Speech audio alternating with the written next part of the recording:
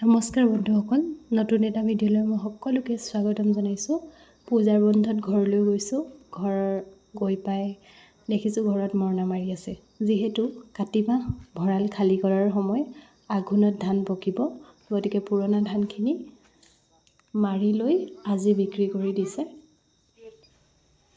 এনেদৰে প্ৰতিটো বস্তাতে প্ৰায় 46 to 50 কেজিমান সোমাইছে আৰু খুব ধুনীয়া ধান হয়। প্ৰায় 30 বস্তামানৰ ধান বিক্ৰী কৰা হ'ল। 30 বস্তা হ'ল নেকি টোটেল। আৰু খাবলৈও ঘৰৰ বাবে থৈছে। এয়া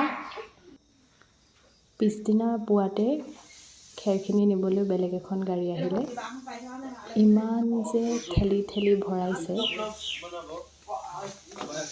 সৰু এখন গাড়ীতে। এয়া চাওকচোন কিমান ওখ কৰি লৈ গৈছে তেওঁলোকে।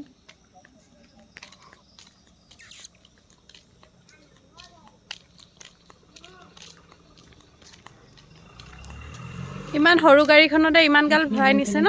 আজিলৈ ইমানেই, তেতিয়াহ'লে বাই বাই।